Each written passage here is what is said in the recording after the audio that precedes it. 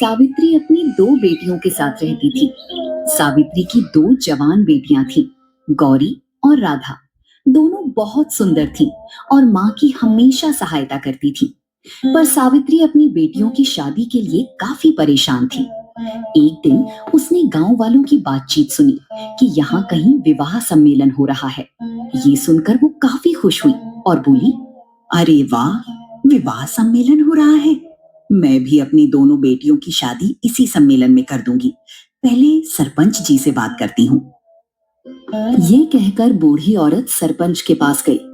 सरपंच ने जब सावित्री को देखा तो कहा, अरे सावित्री, तुम यहाँ कैसे आना हुआ? बड़ी जल्दी में लग रही हो। सरपंच जी प्रणाम। मैं आपसे कुछ जरूरी बात करने आई थी। सुना है कि गांव में इस बार शादी का बड़ा सम्मेलन होने वाला है। हाँ हाँ, तुमने बिल्कुल सही सुना। पूरे इलाके में इसी की चर्चा हो रही है। गरीब परिवारों की मदद के लिए ही तो ये सम्मेलन रखा गया है। तुम बताओ, क्या तुम भी अपनी बेटियों की शादी इस सम्मेलन में कराना चाहती हो? सरपंच जी, दरअसल मैं भी यही चाहती हूँ कि मेरी दोनों बेटियों की शादी एक अच्छे घर में हो जाए। अकेली औरत हूँ, खुद से सब कर पाना मुश्किल है। सोचा कि अगर ये सम्मेलन मदद कर दे तो मेरी बड़ी चिंता दूर हो जाएगी। अरे सावित्री, तुम्हारा सोचना बिल्कुल ठीक है। इस सम्मेलन में गरीबों की बेटियों की शादी बिना ज्यादा खर्चे के हो जाती है। बस तुम्हें 1100 रुपए जमा करने होंगे। बाकी सब इंतजाम गांव की समिति करेगी। पंडाल, खाना, बैंड बाजे, सब कुछ। तुम्हारे ऊपर कोई बोझ नहीं आएगा। तब तो बहुत बड़ी मदद हो जाएगी सरपंच जी, लेकिन एक दिक्कत है। कैसी दिक्कत सावित्री? खुलकर बताओ। दरअसल मैंने अभी तक अपनी बेटियों के लिए वर नहीं ढूंढे हैं। यही सोच रही थी कि पहले सम्मेलन की तारीख तय हो जाए, फिर मैं वर की तलाश शुरू करूं। अरे सावित्री, बिना वर के शादी कैसे होगी भला? सम्मेलन तो तभी काम आएगा जब वर तैयार होंगे। वर ढूंढना तुम्हारा ही काम है। हम बस शादी के बाकी इंतजाम करते हैं। जी सरपंच जी, मुझे समझ नहीं आ रहा कि अच्छे लड़के कहाँ ढूंढूं। गरीब होने की वजह से कोई जल्दी रिश्ता भी नहीं देता। सोचा था कि शायद सम्मेलन में ही कोई मदद हो जाएगी। देखो सावित्री, परेशान मत हो। अभी सम्मेलन में वक्त है। तुम कोशिश करो, अच्छे वर तलाश लो। रिश्ता जम जाने के बाद मुझे बता देना। पैसे जमा करने की चिंता मत करो, गांव वाले तुम्हारा साथ देंगे। ठीक है सरपंच जी, मैं पूरी कोशिश करूंगी। उम्मीद है कि जल्दी ही कोई अच्छा वर मिल जाएगा। हिम्मत रखो सावित्री, भगवान सबकी सुनता है।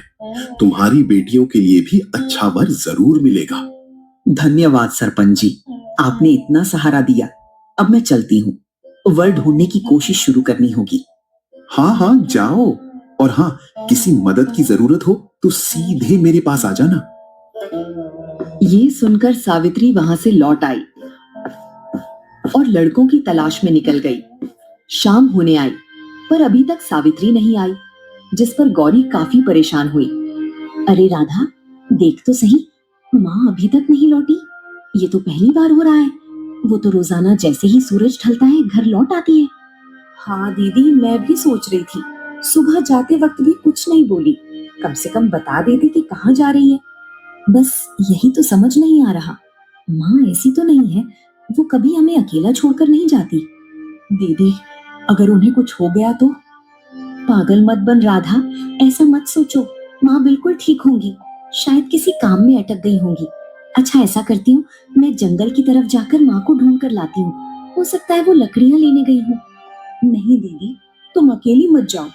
अगर माँ लौट आई और हम दोनों घर पर नहीं हुई तो वो बहुत परेशान हो जाएंगी। ठीक है, तो फिर हम यहीं बैठकर उनका इंतजार करेंगे। दोनों घर के बाहर चौखट पर बैठकर माँ का इंतजार करने लगती हैं। रात धीरे धीरे ढलती गई, हवाओं में ठंडक बढ़ती रही, लेकिन दोनों बहनें माँ के इंतजार में डटी रहीं। पूरी रात बीत गई, पर सावित्री का कोई पता नहीं चला।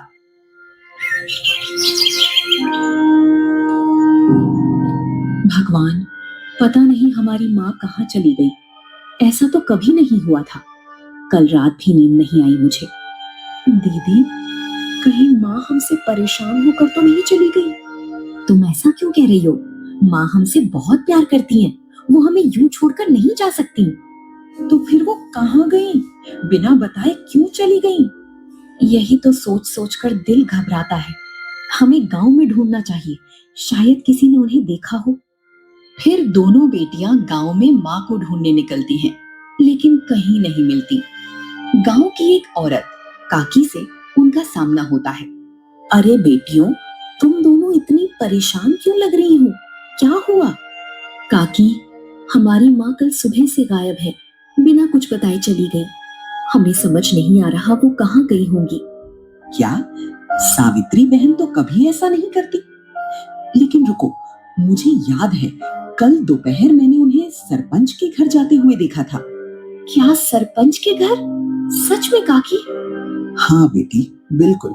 मैंने सोचा था कि वो वहाँ किसी जरूरी काम से गई होंगी। आपका बहुत बहुत धन्यवाद काकी, आपने हमारी बड़ी मदद की। दोनों तुरंत सरपंच के घर पहुंचती हैं। अरे ओ बेटियों, तुम दोनों यहाँ क्यों आ गई? इतनी घबराई हुई क्यों लग रही हो? सब ठीक तो है ना? सरपंच जी, हम तो तभी से परेशान हैं। हमें अपनी माँ कहीं दिखाई ही नहीं दे रही। वो कल आपके घर आई थी क्या? हाँ हाँ, आई तो थी, कल सुबह ही आई थी। फिर कहाँ गई वो? घर भी नहीं लौटी। देखो बेटियों, वो यहाँ शादी सम्मेलन के लिए आई थी। कह रही थी कि तुम दोनों के लिए अच्छे वर की तलाश कर रही हैं। शादी की बात करने आई थी और फिर बिना बताए कहाँ चली गई? हाँ, मैंने भी यही पूछा था कि लड़के कहाँ हैं। तुम बोली कि अभी ठीक ठाक वर नहीं मिला, शायद वो यहीं से किसी और गांव चली गई हो अच्छे घर के लड़के ढूंढने के लिए। अरे बाप रे, माँ तो हमेशा हमारी शादी की चिंता में लगी रहती है, पर ऐसे बिना बताए चली गई, ये तो अजीब लग रहा है। हे भगवान, ये माँ भी ना हमारी खुशी के लिए दिन रात दौड़ती रहती हैं। काश हमें पहले बता देती कि कहाँ जा रही हैं। बेटियों, घबराओ मत। तुम्हारी माँ समझदार और हिम्मती औरत है। हो सकता है किसी जान पहचान वाले के घर रुक गई हो। हाँ सरपंच जी, लेकिन हमें डर लग रहा है। इतने समय से उनका कोई पता नहीं चला। हमें तो लग रहा है कि माँ थक गई होंगी, पर फिर भी हमारे लिए अकेली भटक रही हैं। तुम दोनों घर जाकर आराम करो। मैं गांव के कुछ लोगों को भेजता हूँ पता करने के लिए। तुम्हारी माँ जरूर मिल जाएंगी। ठीक है सरपंच जी, बस हमें जल्दी से उनकी खबर मिल जाए। हाँ, भगवान करे वो जहाँ भी हो ठीक हो। इसके बाद वे लोग वहां से घर आ गए। घर आकर उन्होंने देखा कि सावित्री घर पर आ चुकी हैं। सावित्री ने उन दोनों से कहा, तुम लोग कहाँ गई थी? तुम्हें पता है मैं कब से तुम्हारा इंतजार कर रही हूँ। माँ, अरे माँ आप आ गई। आपको पता है हम दोनों कितने परेशान हो गए थे। आप बिना बताए कहाँ चली गई थी? कम से कम हमें बता तो देती, हम यूं ही घबराते नहीं। मैं तो तुम दोनों के लिए ही बाहर गई थी बेटा। सोचा था कि कोई अच्छे लड़के मिल जाएं तो शादी की बात आगे बढ़ाऊं, पर मुझे तो कहीं कोई ठीक ठाक लड़का मिला ही नहीं। सुना था गांव में विवाह सम्मेलन हो रहा है, तो सोचा कि वहां तुम्हारा रिश्ता तय हो जाएगा। मैं चाहती थी कि अब तुम्हारी जिंदगी संवर जाए। अरे माँ, आप इतनी चिंता क्यों करती हैं? सब कुछ भगवान के हाथ में है। जब सही समय आएगा तो हमारी शादी भी हो जाएगी। हाँ माँ, राधा बिल्कुल सही कह रही है। आप इतना परेशान मत हुआ कीजिए। हमें कहीं भी जाने की जल्दी नहीं है। हम तो आपके बिना रह भी नहीं सकते। सावित्री दोनों बेटियों की बातें सुनकर हल्का सा मुस्कुराती है, लेकिन अंदर ही अंदर दुखी है। विवाह सम्मेलन के दिन गांव में धूमधाम रही। सावित्री लोगों की शादी देखने लगी और अपने आप को कोसने लगी। देखो, सबके घर में खुशियां आ रही हैं। काश आज मैं भी अपनी बेटियों के लिए अच्छे लड़के ढूंढ पाती, तो शायद आज ये दोनों भी दुल्हन बनकर बैठी होती। भगवान, मैंने क्या कसूर किया कि मेरी बेटियों की किस्मत इतनी अधूरी रह गई। धीरे धीरे समय गुजरता रहा। सावित्री परेशान रहने लगी। माँ, आप फिर से परेशान लग रही हैं। हम देख रही हैं कि आप इन दिनों बहुत चुप चुप रहती हैं। हाँ माँ, आपको इतना परेशान देखकर अच्छा नहीं लगता। हमें बताइए क्या बात है? अरे नहीं बेटी, ऐसी कोई बात नहीं। बस यूं ही तबीयत ठीक नहीं रहती इन दिनों, इसलिए तुम्हें ऐसा लग रहा होगा। माँ, आप हमसे कुछ छुपा तो नहीं रही है ना? अच्छा दीदी, चलो मैं जंगल जाकर लकड़ियां ले आती हूँ। घर की सारी लकड़ियां खत्म हो गई हैं, वरना रात में खाना कैसे बनेगा? तब तक तुम यहीं रहकर माँ का ध्यान रखना। हाँ, ठीक है, मैं माँ के पास ही रहती हूँ। अरे नहीं, तुम दोनों साथ में ही जाओ। मुझे बिल्कुल अच्छा नहीं लगता कि तुम में से कोई अकेले जाए। आजकल जमाना ठीक नहीं है, बेटियों को अकेला बाहर भेजने में डर लगता है। पर माँ, अगर हम दोनों चले जाएंगे तो आपका ध्यान कौन रखेगा? अरे मेरी चिंता मत करो, मैं तो घर में ही हूँ। तुम दोनों जाओ, जल्दी जाकर लकड़ियां ले आओ। तब तक मैं खाना बनाने की तैयारी कर देती हूँ। ये सुनकर दोनों बहनें जंगल की तरफ चली आईं। जंगल का नाम घना वन था। वहां आकर दोनों लकड़ियां काटने लगी, क्योंकि आज बहुत दिनों बाद उनका जंगल आना हुआ था। सावित्री उन्हें आने नहीं दिया करती थी। अरे राधा, सोचो तो सही, हम लोग कितने दिन बाद इस घनावन के रास्ते आए हैं। बचपन में तो हम रोज यहीं खेला करते थे।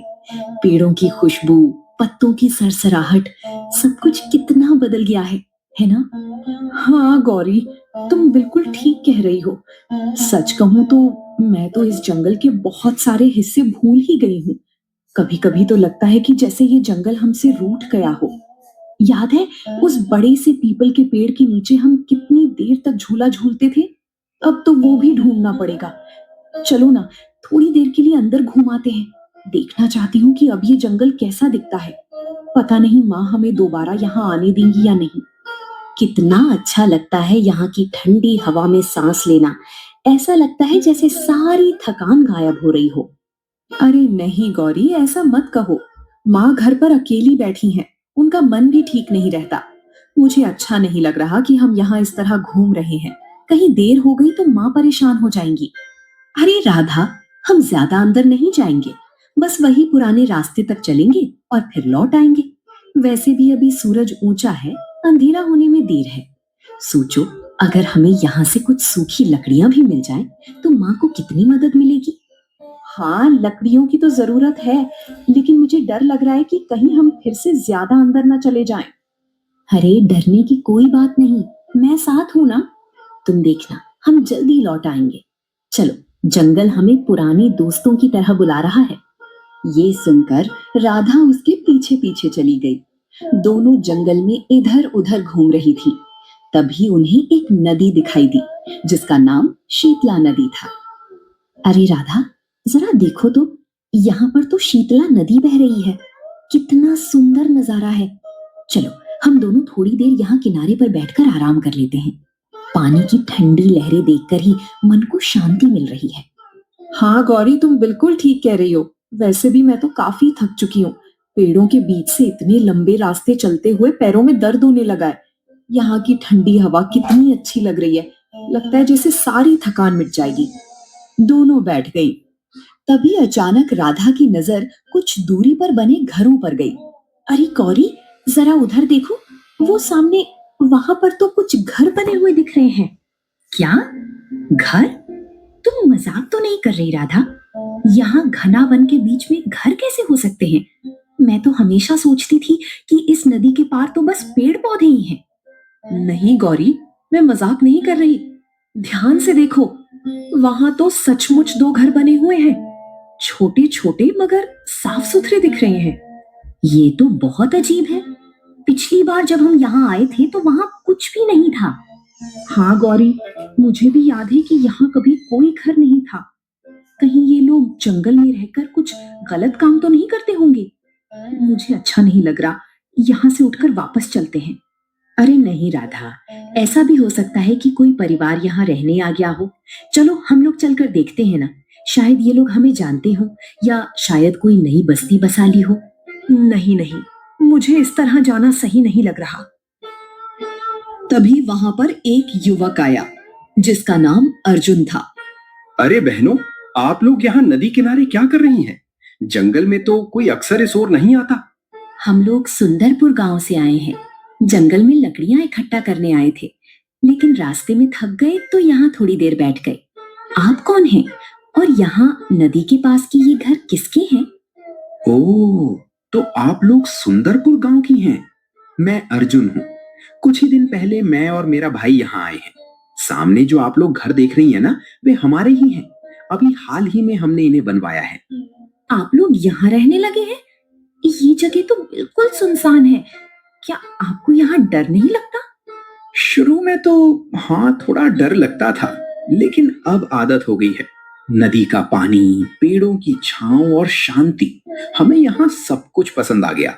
गांव की भीड़ भाड़ और शोरगुल से दूर यहाँ रहना हमें अच्छा लगता है। ये तो बहुत अच्छी बात है। हम सोच भी नहीं सकते थे कि यहाँ कोई रह सकता है। शायद अगली बार जब हम आए तो आपसे और बातें करेंगे। इसके बाद वे लोग वहां से चली गई। उधर अर्जुन अपने भाई रजत के साथ गांव में किसी काम से आया। सावित्री की नजर जब उन दोनों पर गई तो वो बहुत ज्यादा खुश हुई। अरे वाह, ये नौजवान तो बड़े ही तेज तर्रार और सुंदर लग रहे हैं। चेहरे पर सच्चाई झलक रही है। काश मेरी दोनों बेटियों का विवाह ऐसे योग्य वरों से हो जाए तो मेरा भी जीवन सफल हो जाए। सावित्री मुस्कुराते हुए अर्जुन को अपने पास बुलाती है। अर्जुन उसके पास जाता है। जी माँ जी, कहिए, कोई काम था क्या? बेटा, पहले तो ये बताओ कि तुम दोनों यहाँ किस काम से आए हो, और हाँ, शादी ब्याह हो चुका है कि अभी तक कुंवारे ही हो? अरे नहीं नहीं माँ जी, अभी तो हमारी शादी नहीं हुई। हम तो अभी अपने काम धंधे की तलाश में गांव गांव घूम रहे हैं। क्या शादी नहीं हुई? ये तो मेरे लिए बड़ी खुशखबरी है। दरअसल मेरी 2 बेटियां हैं। दोनों ही पढ़ी लिखी, सुसंस्कारी और देखने में भी बहुत सुंदर हैं। मैं चाहती हूँ कि उनका घर अच्छे हाथों में जाए। अच्छा, तो आप चाहती हैं कि हम आपकी बेटियों से शादी करें? हाँ बेटा, अगर तुम्हें और तुम्हारे भाई को कोई आपत्ति न हो तो मैं चाहती हूँ कि तुम दोनों मेरे परिवार का हिस्सा बनो। इतने में रजत वहां आ जाता है और दोनों की बातें सुन लेता है। अरे माँ जी, आप किसी अनजाने से यूं ही अपनी बेटियों की शादी करने का सोचना कैसे शुरू कर सकती हैं? बेटा, इसमें अनजाना क्या है? इंसान का दिल और नीयत साफ हो तो वो अजनबी नहीं रहता। तुम दोनों अपने बारे में बताओ, मैं भी अपना और अपनी बेटियों का परिचय देती हूँ। माँ जी, हम दोनों व्यापारी हैं, कई जगहों की यात्रा करते हैं। घर परिवार अच्छे हैं, लेकिन अभी तक बस अपने काम में व्यस्त रहे, इसलिए शादी के बारे में कभी सोचा नहीं। बेटा, यही तो चाहिए था मुझे। मेरी बेटियां भी घर संभालने में निपुण हैं, पढ़ी लिखी हैं, और सबसे बड़ी बात ये कि वे बुजुर्गों की इज्जत करना जानती हैं। मुझे पूरा भरोसा है कि तुम दोनों उन्हें देखकर इनकार नहीं कर पाओगे। माँ जी, बात तो आपकी बहुत प्यारी है, पर इतना बड़ा फैसला जल्दबाजी में लेना ठीक नहीं होता। पहले हमें आपके परिवार से मिलना चाहिए। हाँ बेटा, मैं भी यही चाहती हूँ कि तुम दोनों उनसे मिलो। फिर तुम लोग खुद ही देख लेना कि मेरा विश्वास यूं ही नहीं है। तभी वहां पर गौरी और राधा आ गई। अरे, ये तो मुझे जंगल में मिले थे। जब उन दोनों ने उन्हें देखा तो कहा, अरे, आप यहाँ पर? अरे, तो इन्हें पहले से जानती है क्या? मुझे उस दिन ये घना वन के जंगल में मिले थे। अरे लो, हो गई पहचान। अब बताओ, तुम मेरी बेटियों से विवाह करोगे ना? ये सुनकर गौरी भी काफी हैरान हुई। अगर आपकी बेटियों को कोई ऐतराज ना हो तो हम आपकी बेटियों से विवाह कर लेंगे, पर हमारा घर जंगल में है। क्या? आप क्या कह रही हैं माँ? हम इस तरह इन लोगों से शादी किस प्रकार कर लें? अरे क्यों नहीं कर सकती हो? ये लोग बहुत ही अच्छे हैं। तुम मेरे लिए शादी कर लो ना। वैसे भी मेरा कुछ नहीं पता बेटा, मैं कब मर जाऊं। बस मरने से पहले मैं तुम दोनों की शादी देखना चाहती हूँ। अपनी माँ की जिद के आगे उन दोनों को झुकना पड़ा और उन्होंने उन दोनों से शादी कर ली। गौरी की शादी रजत से और राधा की शादी अर्जुन से हुई और वे लोग उन दोनों को लेकर जंगल के बने घर में आ गए। जब उन्होंने घरों को देखा तो थोड़ी हैरानी हुई, क्योंकि घरों में सारी सुविधाएं थी, पर ये लोग इस तरह जंगल में क्यों रहते हैं, उन्हें कुछ नहीं पता था। उन दोनों का घर आमने सामने था। क्या हम लोग जान सकते हैं कि आप असल में कौन हैं? दरअसल माँ ने इतनी जल्दी जल्दी में हमारी शादी कर दी कि हमें आपके बारे में ठीक से जानने का वक्त ही नहीं मिला। हम बस यही चाहते हैं कि हमें अपने जीवन साथी के बारे में थोड़ा और पता चले। बिल्कुल, क्यों नहीं। पहले आप लोग अंदर चलिए, बाहर खड़े खड़े तो ठीक से बात भी नहीं हो पाएगी। घर के भीतर चलकर मैं आपको अपने बारे में सब कुछ विस्तार से बताता हूँ। ये सुनकर गौरी ने अपनी बहन की तरफ देखा। राधा ने इशारा किया और वे लोग घर के अंदर आ गए। अब आप हमें बताइए, आप कौन हैं? आपकी जिंदगी के बारे में जानने की हमें सच्ची उत्सुकता है। मैं बस एक साधारण मजदूर हूँ। अलग अलग जगहों पर मजदूरी करके अपने परिवार का पेट पालता हूँ। हमारे पास कभी अपना घर नहीं था, इसलिए मजबूरी में हमने जंगल के किनारे ही एक झोपड़ी बना ली और वहीं रहने लगे। मेरे साथ मेरा भाई भी है। हम दोनों ही एक दूसरे के सहारे हैं। अच्छा, तो आप दोनों सगे भाई हैं। फिर आप लोग अलग अलग घरों में क्यों रहते हैं? देखिए, हम दोनों ने बहुत संघर्ष किया है। हमें हमेशा लगता था कि अगर एक की परेशानियां दूसरे पर हावी हो जाएंगी तो जिंदगी और मुश्किल हो जाएगी। इसलिए हमने सोच लिया कि अलग अलग रहना ही बेहतर होगा, ताकि हम एक दूसरे पर बोझ न बने। लेकिन इसका मतलब ये नहीं कि हमारे बीच दूरी है। हम एक दूसरे का हमेशा साथ देते हैं। ये सुनकर गौरी काफी हैरान हुई और उसने कुछ नहीं कहा। वहीं दूसरी तरफ राधा भी काफी परेशान थी। आप लोग परेशान मत होइए। इस घर में आपको किसी भी तरह की दिक्कत नहीं होगी। मैं कोशिश करूंगा कि आपको किसी चीज की कमी महसूस ना हो। नहीं नहीं, ऐसा नहीं है। दरअसल हम पहली बार किसी बिल्कुल अनजान जगह और अनजान लोगों के बीच हैं, बस उसी वजह से थोड़ा अजीब लग रहा है, वरना कोई शिकायत नहीं है। अब हम लोग अनजान कहाँ रहे? अब तो हम पति पत्नी हैं। धीरे धीरे सब ठीक हो जाएगा। आप बस अपने मन से डर निकाल दीजिए। ये सुनकर राधा ने कुछ नहीं कहा, क्योंकि अर्जुन एकदम सही कह रहा था। सावित्री ने उन दोनों की शादी कर दी थी। अचानक शादी से वे दोनों थोड़ी परेशान थी। धीरे धीरे समय गुजर रहा और अब वे लोग अपने पति के साथ आराम से रहने लगी। उन्हें देखकर वे दोनों भी काफी खुश थे। वैसे मानना पड़ेगा, ये दोनों बहनें बहुत ही होशियार हैं। हाँ भाई, बिल्कुल सही कह रहे हो। भले ही हमारी शादी इनसे हालातों के चलते हुई हो, पर सच कहूं तो किस्मत ने हमें बेहतरीन साथी दिए हैं। इनकी समझदारी और साहस ने कई बार हमारी मदद की है, वरना शायद हम आज यहां तक नहीं पहुंच पाते। वहीं दूसरी तरफ एक विशाल और शाही राजमहल के भीतर महाराज सूर्यदेव अपने सिंहासन पर बैठे बेहद चिंतित और परेशान नजर आ रहे थे। उनके माथे पर बल थे और आंखों में अपने पुत्रों की चिंता साफ झलक रही थी। आखिर ये क्या हो रहा है? 7 महीने बीत गए पर मेरे पुत्रों का कोई अता पता नहीं। न मंत्री कुछ कर पाए, न सेनापति। ऐसा लगता है मानो ये सब बस दिखावा कर रहे हो।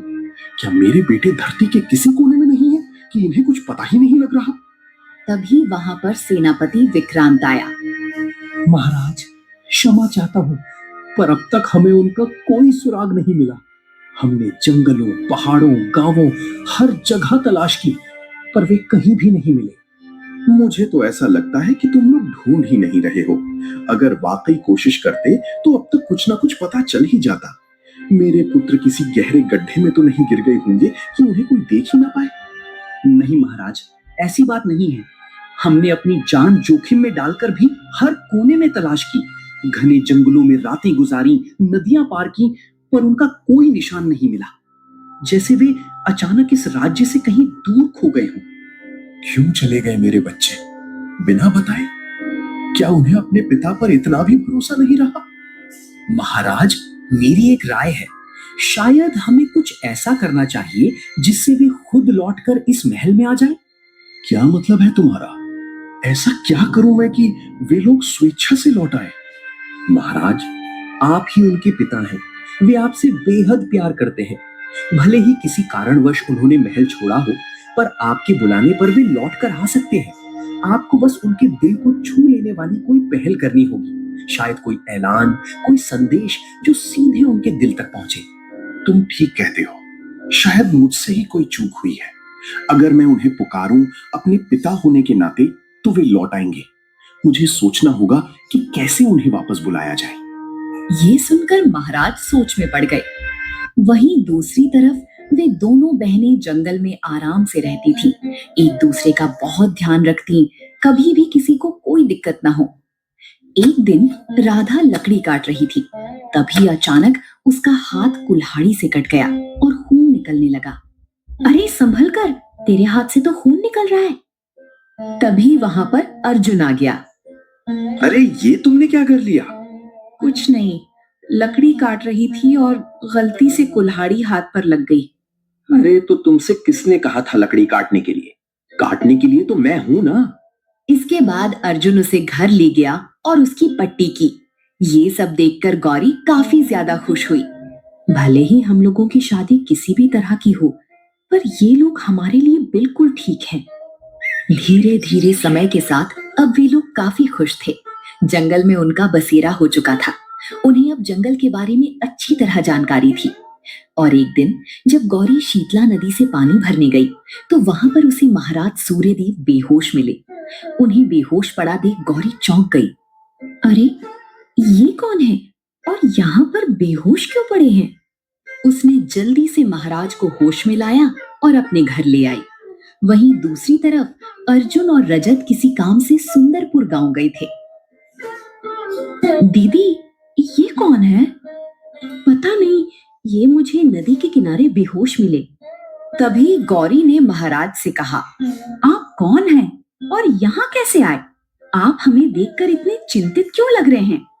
मैं इस जंगल में अपने पुत्रों को ढूंढने आया हूँ। मेरे पुत्र महल से चले गए हैं और अब मुझे उन्हें खोजने में बहुत कठिनाई हो रही है। मुझे डर है कि कहीं उन्हें कोई संकट तो नहीं।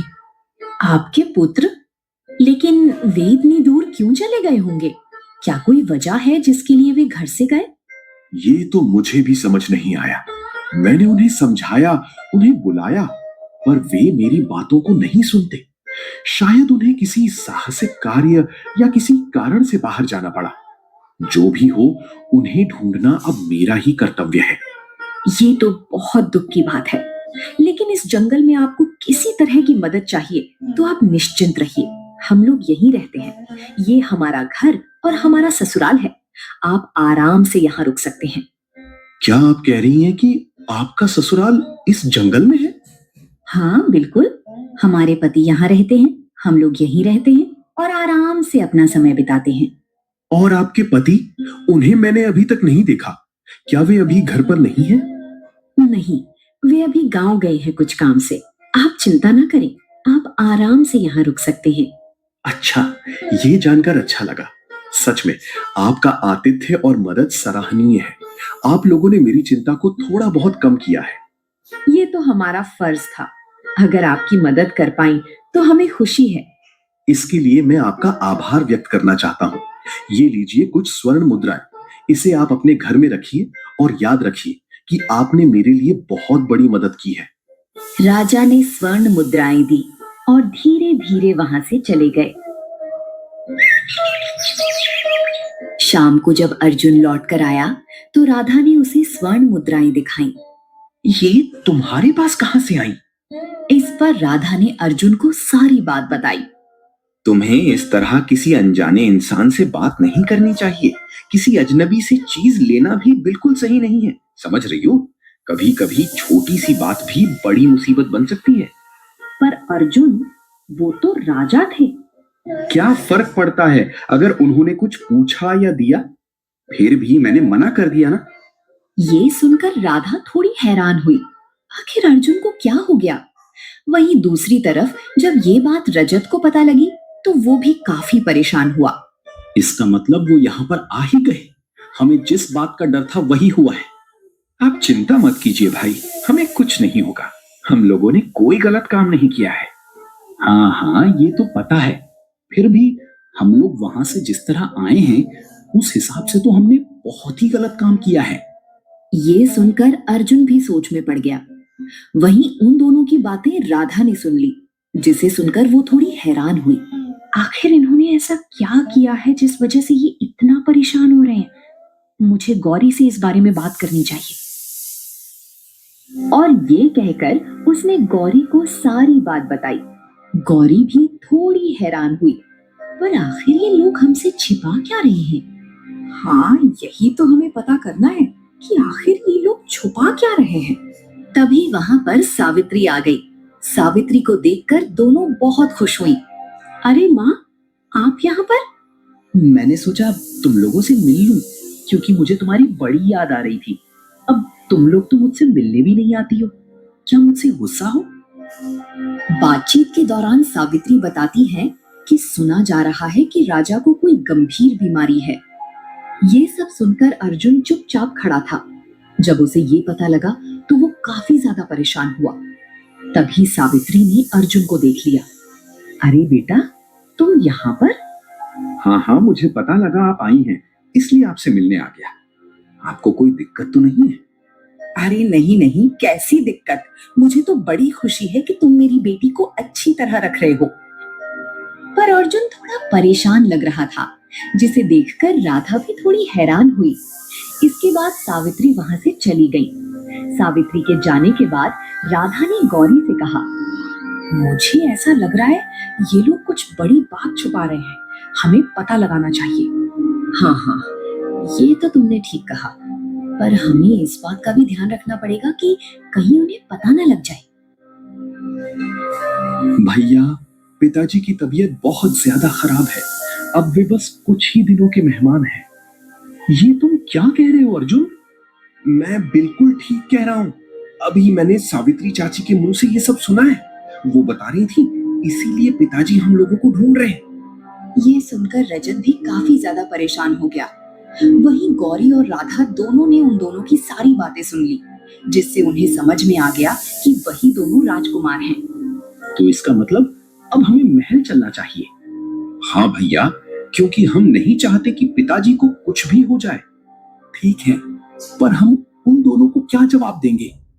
उन्हें किसी ना किसी दिन असलियत पता लग ही जाएगी, इसलिए हमें उन्हें सब कुछ बता देना चाहिए। इसके बाद जैसे ही वे घर जाने के लिए मुड़े, वैसे ही उन्हें गौरी और राधा मिल गईं। उन्हें देखकर दोनों काफी हैरान हुए। अरे, तुम दोनों यहाँ क्या कर रही हो? हमें आप लोगों पर पहले से ही शक हो गया था। आप हमसे कुछ ना कुछ छुपा रहे थे। हमें पता है, हमसे बहुत बड़ी भूल हुई है। तो फिर आपने हमसे इतनी बड़ी बात क्यों छुपाई? और आप इस तरह अपने पिताजी को छोड़कर क्यों चले आए? क्योंकि हमें साधारण जिंदगी जीनी थी। हमें महलों वाली जिंदगी अच्छी नहीं लगती थी। इसी वजह से हम राजपाट छोड़कर चले आए। पर ये तो अच्छा नहीं है। अब आपके पिताजी कितने परेशान हैं आपको पता है ना? उन्हें गंभीर बीमारी है। हाँ, मुझे पता है, और इसीलिए कल सुबह हम लोग महल जा रहे हैं। तुम लोग बहुत ही अच्छे हो। हमें तुम्हारे साथ बहुत अच्छा लगा, और हमें एक अच्छा जीवन साथी भी मिल गया है। हमें जिसकी तलाश थी, हमारी तलाश पूरी हुई। हाँ भैया, आप बिल्कुल ठीक कह रहे हैं। अब हम लोग महल आराम से जा सकते हैं। अगली सुबह वे लोग राजमहल के लिए निकल गए और कुछ ही समय में महल पहुंच गए। जब महाराज सूर्यदेव को ये बात पता लगी तो वो काफी ज्यादा खुश हुए और उन्होंने उन दोनों का धूमधाम से स्वागत कराया, जिसे देखकर वे दोनों काफी हैरान हुए। अरे, तुम दोनों तो वही हो जो मुझे जंगल में मिली थी। हाँ महाराज, हम वही हैं, पर हमें नहीं पता था कि ये आपके पुत्र हैं। ये सब सुनकर महाराज सूर्यदेव काफी ज्यादा खुश हुए। पिताजी, हमें माफ कर दीजिए जो हम आपको छोड़कर चले गए थे। वैसे तुम्हें माफी तो नहीं मिलनी चाहिए, पर तुम लोग मेरे लिए बहुएं लाए हो, इसलिए मैं तुम्हें माफ करता हूँ। ये सुनकर गौरी काफी ज्यादा हैरान हुई, क्योंकि रजत का असली नाम राजकुमार रजत सिंह था और अर्जुन का असली नाम अर्जुन प्रताप था। पिताजी, आपको क्या हो गया है? ये सब कैसे हुआ? हमें पता नहीं था हमारे जाने के बाद आपको इतनी गंभीर बीमारी हो जाएगी। अरे, किसने कहा मुझे बीमारी है? मैं तो अभी 100 साल तक और जीऊंगा। आपने ही तो ये घोषणा करवाई थी कि आपकी हालत बहुत ज्यादा खराब है और आप कुछ दिनों बाद मर जाएंगे। अरे, ये सब तो मुझे करना पड़ा, वरना क्या तुम दोनों मुझे मिल रहे थे? क्या?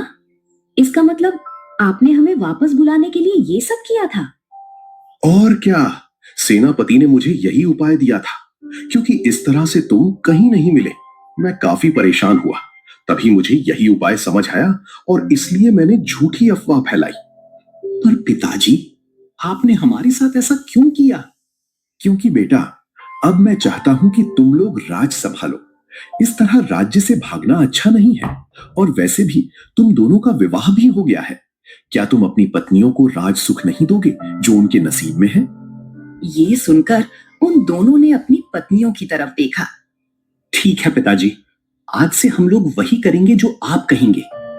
ये सुनकर महाराज सूर्यदेव काफी ज्यादा खुश हुए। सेनापति, मानना पड़ेगा तुम बड़े होशियार हो और इसलिए मैं तुम्हें इनाम देता हूं। महाराज, उसकी क्या जरूरत है? मैं तो आपका अपना ही हूं। अरे तो क्या हुआ, तुम्हारी वजह से मेरे दोनों पुत्र वापस महल आ गए हैं। आज मुझे बड़ी खुशी है, इसलिए आज से राज्य में उत्सव होगा। ये सुनकर सेनापति